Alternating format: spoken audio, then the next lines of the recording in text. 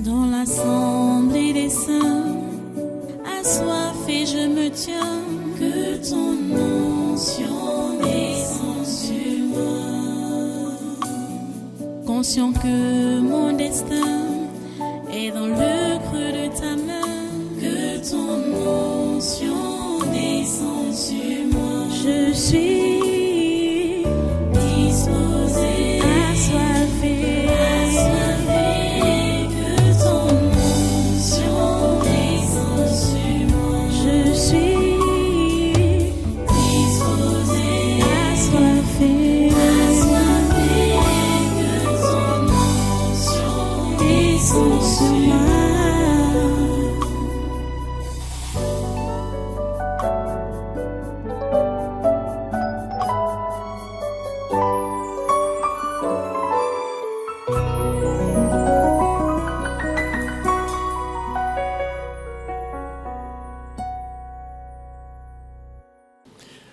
Alléluia.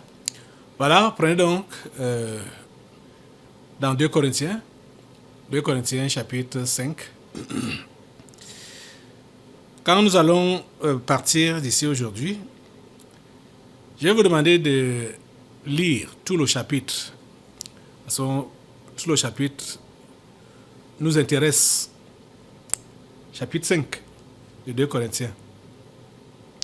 Comme c'est l'introduction aujourd'hui, je voudrais que nous puissions commencer. Je voulais me lire juste un seul verset, mais ça risque de ne pas... On risque de ne pas bien introduire. Bon, allons au verset 14. Verset 14 jusqu'au verset 17. 14 jusqu'au verset 17. Nous lisons ceci. Car l'amour de Christ nous presse, parce que nous estimons que si un seul est mort pour tous, tous donc sont morts, et qu'il est mort pour tous, afin que ceux qui vivent ne vivent plus pour eux-mêmes, mais pour celui qui est mort et ressuscité pour eux.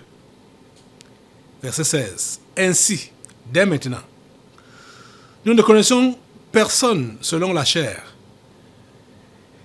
Et si nous avons connu Christ selon la chair, maintenant nous ne le connaissons plus de cette manière.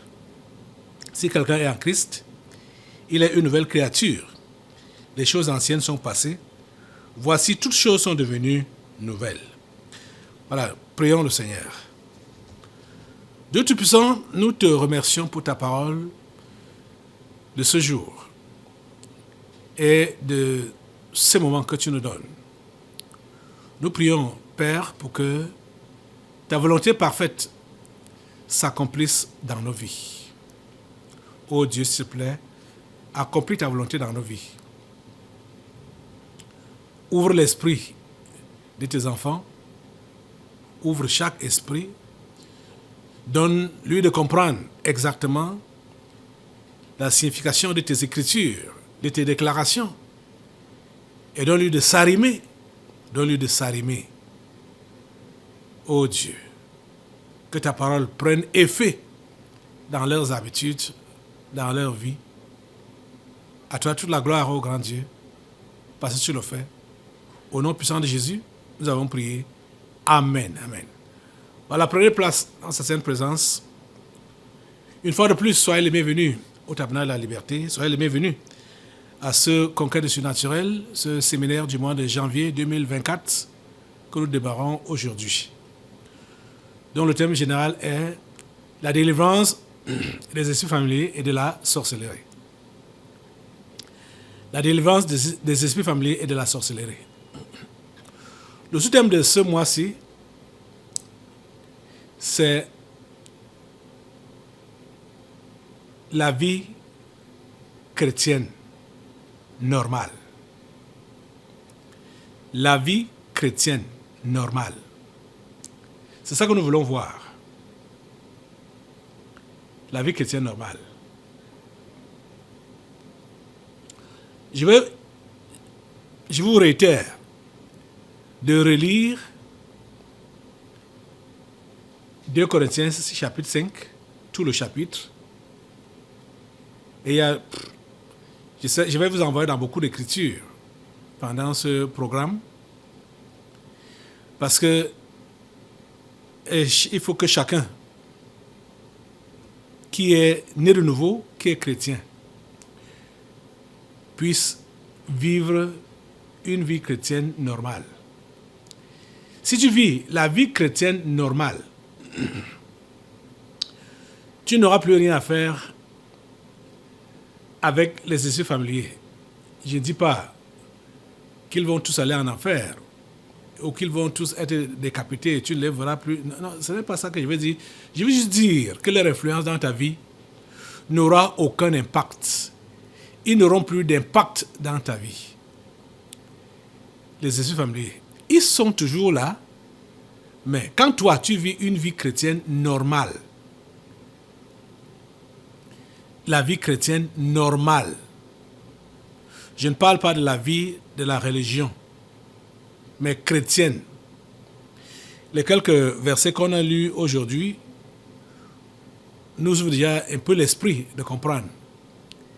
La première des choses, c'est quoi? Après le verset 14 qu'on a lu, l'amour de Christ. Nous sommes pressés par l'amour de Christ. Car l'amour de Christ nous presse. L'amour de Christ nous presse. L'amour de Christ nous presse. Parce que nous estimons que si un seul est mort pour tous, tous donc sont morts. Un chrétien normal est motivé par l'amour. Un chrétien normal agit par amour. Je veux que vous compreniez très bien les termes de Dieu, les termes bibliques. L'amour dont il est question, Dieu est amour, ça c'est vrai. Mais cet amour, ce n'est pas l'indulgence. Donc le laisser aller. Couvrir les erreurs, ne pas reprocher quand c'est une erreur, c'est une faute, c'est une bêtise, cajoler. Ce n'est pas ça l'amour. L'amour de Christ, c'est un amour qui connaît la rigueur. L'amour de Christ nous presse. Est-ce que tu as cru en Jésus? Son amour doit te presser. Son amour doit te faire pression. C'est-à-dire, ça te fait pression de prendre soin des autres qui sont comme toi. Ça te fait également pression d'aller chercher ceux qui sont perdus, ceux qui ne sont pas encore entrés ou rentrés dans la bergerie. On est pressé par l'amour de Dieu. Quand on est réellement né de nouveau, on est pressé par l'amour de Dieu. On ne se préoccupe pas de nos vies privées, nos vies personnelles. Notre vie privée ou personnelle, notre bien-être, ne nous dit rien. Ce qui nous intéresse, c'est de voir d'autres se connecter à l'amour de Christ ou d'autres demeurer connectés à l'amour de Christ. Reconnaître l'amour de Christ pour eux et rester connectés à cet amour. C'est ça qui est notre préoccupation. Tes prières à toi quand tu lèves le matin ou quand tu veux te coucher, ça tourne autour de quoi? Tes prières tout au long de la journée, ça tourne autour de quoi? Autour de tes besoins personnels ou bien ça balaie la maison de Dieu, ça balaie le monde. Et si on vous aide à prier convenablement, par les documents de prière qui sortent non seulement chaque année, mais à chaque culte. Comme je le disais au début, où j'ai interpellé encore les uns et les autres à avoir ce document de prière afin de prier avec cela. Nous sommes beaucoup aidés ici, dans ces ministères. Chaque culte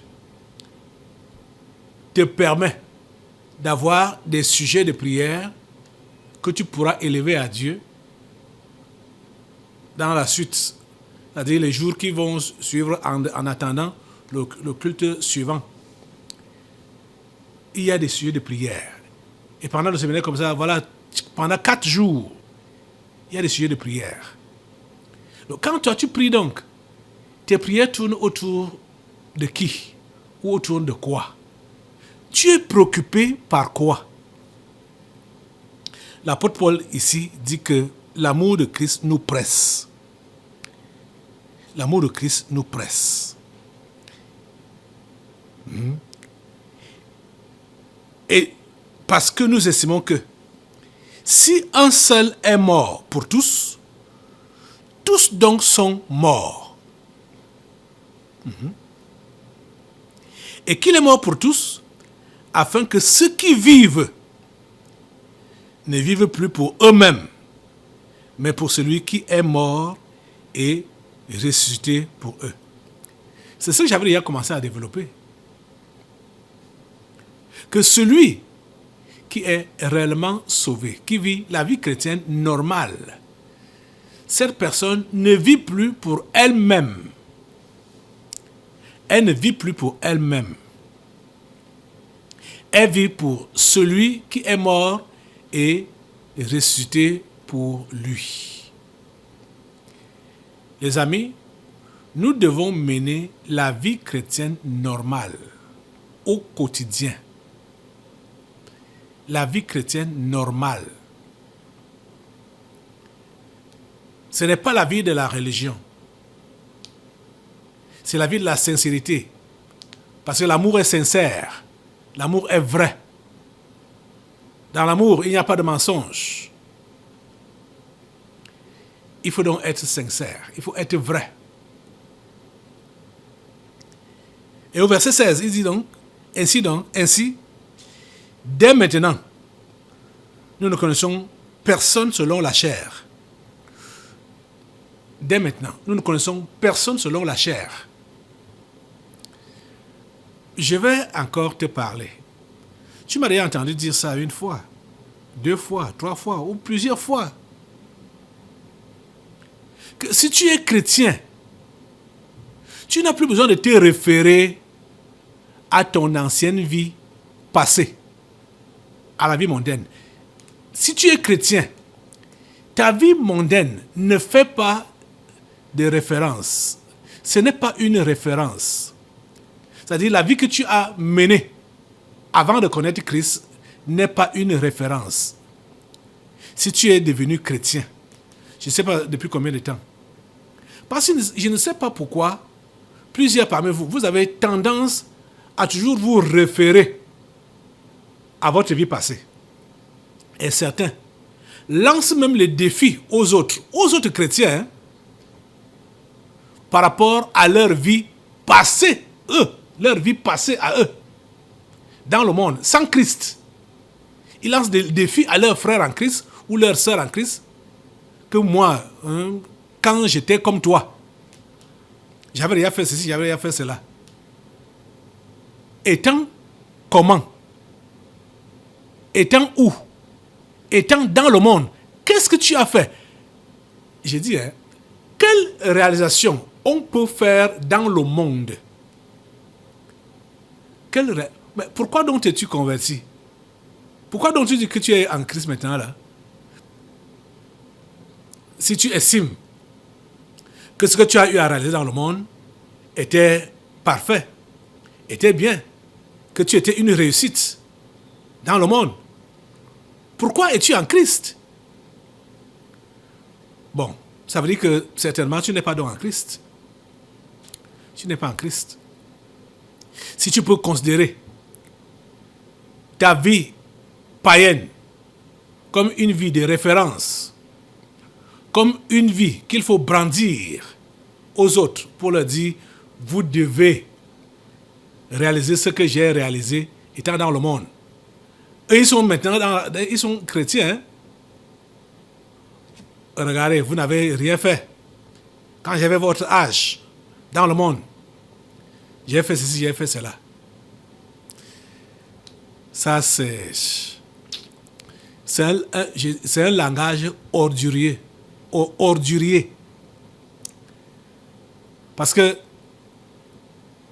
c'est réellement les ordures, les déchets que tu es en train de verser dans les oreilles et dans l'esprit de ceux-là qui t'écoutent.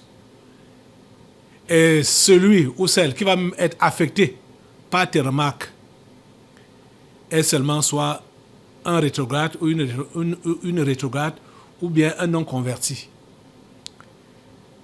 Parce que interpeller les gens à devenir ou à être ce que toi tu es, ce que toi tu étais avant de te convertir, ça veut dire que tu ne sais pas ce que tu dis, tu ne sais pas ce que tu racontes. Ainsi, dès maintenant, nous ne connaissons personne selon la chair. Et si nous avons connu Christ selon la chair, maintenant, nous ne le connaissons plus de cette manière. Le Christ qu'on a connu selon la chair, c'est dans la religion qu'on nous a parlé de l'enfant Jésus. L'enfant qui naît chaque année, qui meurt chaque année. Bon, c'est juste une tradition religieuse. Ça venait juste d'avoir lieu, hein, il y a quelques jours là. Vous voyez, ce n'est pas de cette manière qu'on doit connaître Christ selon la chair, non. On ne doit pas connaître Christ selon la chair. Vous comprenez? Si quelqu'un est donc en Christ, il est une nouvelle créature. Si quelqu'un est en Christ, il est une nouvelle créature. Si nous connaissons Christ et nous connaissons les gens qui sont en lui, nous voyons en eux des nouvelles créatures, des gens différents, totalement différents. Vous comprenez? Le chrétien n'a plus le même langage qu'il avait dans le monde. Le chrétien n'a plus la même compagnie qu'il avait quand il était dans le monde. Le chrétien n'a plus les mêmes habitudes qu'il avait quand il était dans le monde. Comme certains sont lents à comprendre, peut-être qu'on aille dans les détails pour dire ce qui doit être différent dans le chrétien.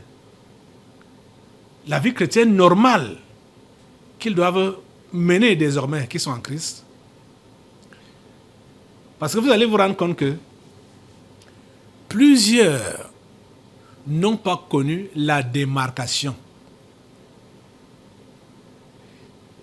Quand bien même, vous ne les verrez pas dans la compagnie des mondaines ou des mondains, comme il y a maintenant là l'Internet, vous allez les voir consulter les mondains, ou les sites des mondains, ou de regarder les images des mondains dans le net. Oui, parce que c'est là-dedans qu'ils se sentent à l'aise, avec les divers, les commentaires, les blagues qui se passent. C'est là qu'ils se sentent à l'aise. Ils disent qu'ils sont chrétiens. Ils sont à l'aise avec les blagues des païens, avec les blagues des mondains, avec le style des païens des mondains. Ils sont à l'aise. Vous n'êtes pas encore dans la foi. Vous n'êtes pas encore en Christ. La vie chrétienne normale exige que tout ce qui était précieux pour toi avant, mais qui était une abomination devant Dieu, en ce temps-là, devienne aussi une abomination pour toi, maintenant que tu es devenu chrétien. Tu ne peux pas apprécier ce que Dieu déprécie. Tu ne peux pas acclamer ce que Dieu désapprouve. Toi, en tant que chrétien, tu ne pourras être que d'accord avec Dieu. Quand Dieu dit oui, tu dis oui. Quand Dieu dit non, tu dis non. Tu n'as pas à argumenter avec lui. Tu n'as pas à argumenter avec les Écritures. Tu comprends ça? La vie chrétienne normale exige que si dans le passé, en espérant que réellement tu as connu un passé, dans le passé, tu aimais lire des folles histoires, hein, dans les livres mondains là. Maintenant que tu es devenu chrétien, ce que tu vas aimer lire, c'est la Bible. C'est la Bible. Livre chrétien, la Bible. Auparavant, tu étais un bavard. La vie chrétienne normale demande que, maintenant que tu es devenu chrétien, ce n'est plus le bavardage qui va occuper ton temps. Ce qui va occuper ton temps, à la place du bavardage, comme tu aimais donc parler là, c'est à Dieu que tu vas parler, dans la prière. C'est à Dieu que tu vas parler dans la prière. Et si tu parles avec Dieu dans la prière, ce qui est sûr, il va te permettre de parler de lui à quelqu'un. Parce que pour évangéliser, il faut d'abord prier. La vie chrétienne normale est différente de la vie des païens ou des religieux. Elle est différente. Celui qui a commencé à vivre une vie chrétienne normale est directement décrié par son entourage. On va le voir comme quelqu'un qui exagère. Oui, quelqu'un qui voit le diable partout. Oui, quelqu'un qui voit les démons partout. Oui, quelqu'un qui n'est pas sociable. C'est comme ça qu'on va te taxer. Parce que tu réprimes ce qui est mauvais. Tu reproches ce qui est mauvais. La vie chrétienne normale ne tolère pas des bêtises se passer autour de sa personne. Ça ne tolère pas ça. Ça ne tolère pas ça. Si tu avais commencé une vie chrétienne normale et que maintenant tu as commencé à tolérer des choses que tu ne tolérais pas avant, comprends que tu as rétrogradé. Comprends que tu as rétrogradé. Je me rappelle un jour, quelqu'un qui disait qu'il était chrétien. À l'époque, je regardais, on allumait, il y avait la télévision au salon. Je ne sais pas ce qu'on regardait même comme ça, peut-être une chaîne chrétienne. Bon, une chaîne chrétienne, bon, comme avant, on pensait que tout ce qui parle de Dieu est chrétien. Cette personne-là est venue en courant. Brou, brou, brou, brou, brou, brou, brou. Vous dites, ah voilà, c'est l'heure est arrivée, c'est telle série qui passe. Il est venu, il a pris déjà la télécommande pour vouloir changer de chaîne. Je lui ai dit, tu fais quoi? Tu fais quoi ici? Tu fais quoi là? Qu'est-ce que tu fais là? que c'est la série telle qui passe maintenant là. Pardon, laisse-moi ça. Chez moi, hein, il sait que je suis pasteur. Hein.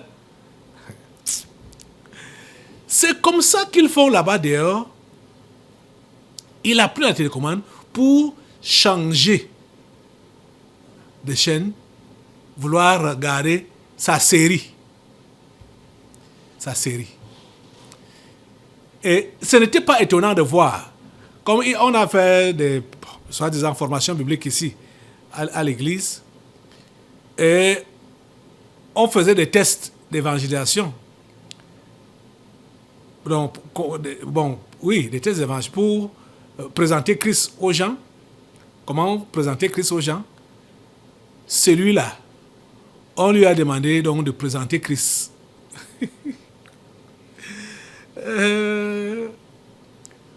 Vous savez comment était l'introduction de son évangélisation? En principe, voilà, c'était voilà, c'était son introduction comme ça pour introduire Jésus. En principe, Jésus était le fils de Marie. Voilà comment quelqu'un commence l'évangélisation. Et c'était un couple bizarre. Un couple bizarre. Sa femme et ainsi.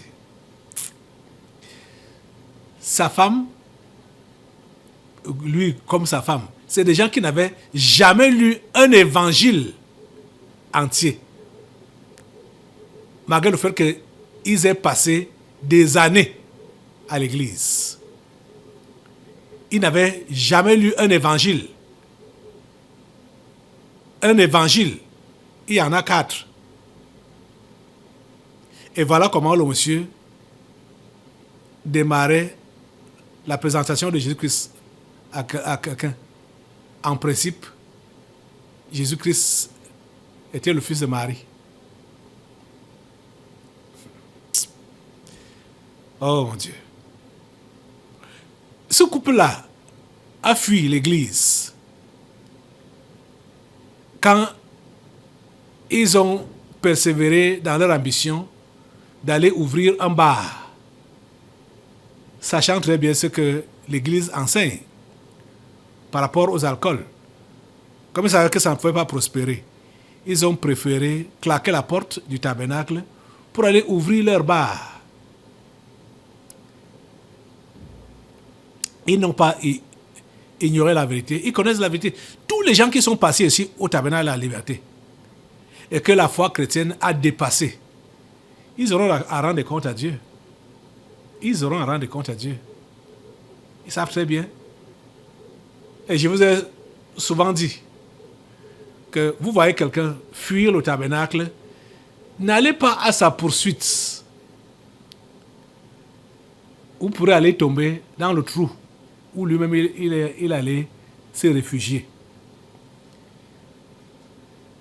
Parce que quand ce couple était parti, il y avait certains là qui étaient inquiets, voulant aller les chercher. J'ai dit, ne les cherchez pas. Ne les cherchez pas. Ils ont pris la décision, ils savent ce qu'ils font. Quand cette personne a persisté d'aller à leur poursuite, à son retour, je lui ai dit, tu as donc trouvé quoi là-bas? Elle a vu que le pasteur avait seulement raison. Puisque moi je savais ce qui les a chassés. Bon, pourquoi ils ont fui l'église? Donc voilà des gens, et c'est des gens qui ont bénéficié des grâces de Dieu. C'est un couple qui n'était pas aussi ensemble, comme on a vu pendant le séminaire là. Non, pendant la traversée. Ce vieux couple, ils ont été séparés pendant 30 ans. Et ils sont revenus ensemble. Le couple dont je parle maintenant là, ils n'étaient pas aussi ensemble. Ils étaient également divorcés. C'est ici à l'église qu'ils se sont remis ensemble. Donc, comme ils ont trouvé, je ne sais pas où c'était le désir de chacun de se retrouver ensemble, de se remettre ensemble, ils ont donc mis Jésus de côté. Jésus n'avait plus rien à faire dans leur foyer. La vie chrétienne les a dépassés. La vie chrétienne les avait dépassés. Si auparavant, tu ne pouvais pas supporter les causeries des païens là, et que maintenant, les païens sont en train de causer leurs bêtises à tes côtés, tu ne dis rien. Ça veut dire que tu ne vis plus la vie chrétienne normale. Tu as déjà rétrogradé. Parce que, comme l'exemple de la télévision dont je parlais tout à l'heure là, les gens ne doivent pas venir changer, zapper chez toi, chrétien. Déjà même que les télévisions, les images à regarder chez les chrétiens, c'est sélectionné, puisque ce n'est même pas encouragé à regarder les images, la télé, c'est pas encouragé. On va dire les informations. Quelle information? Tu reçois quelle information? Les mensonges ou des exagérations qu'on va juste raconter là. Ça va changer quoi? Tu vas faire quoi avec ça? Et ça m'étonne que malgré que je dis ça, comme je dis aujourd'hui, il y a certains qui vont quitter ici maintenant là, aller s'asseoir devant leur téléviseur et zapper à longueur de la nuit. Vous êtes chrétien? Vous êtes chrétien? Si ce n'est pas à l'écran, c'est au niveau de leur téléphone. Ils passent le temps comme ça. Ils brûlent le temps que Dieu leur a donné comme ça là. Dans des futilités. Les amis. Vous savez ce que vous cherchez? Vous savez ce que vous voulez? La vie chrétienne normale demande la consécration totale de ta personne, corps, âme et esprit au Seigneur. Laissez les futilités. Laissez les futilités. Laissez les distractions. Laissez cela. Vous comprenez? Quelqu'un va donc venir chez toi, prendre la télécommande et commencer à mettre les chaînes de sa convenance, la série qu'il aime, la série qu'il veut rattraper. Ben ça, c'est quelle histoire? C'est quelle histoire là-bas?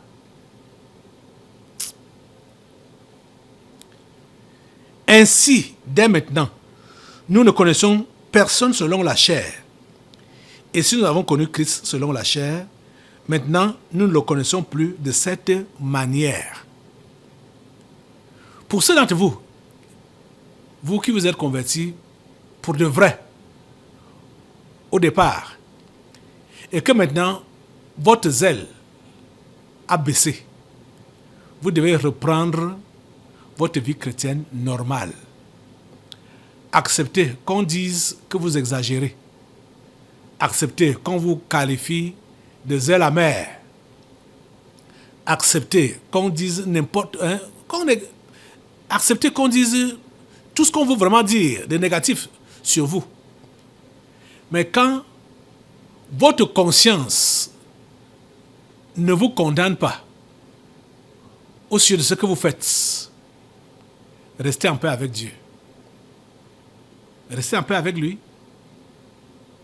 Vous comprenez? Tant que votre conscience ne vous a pas jugé que c'est un péché que vous avez commis là,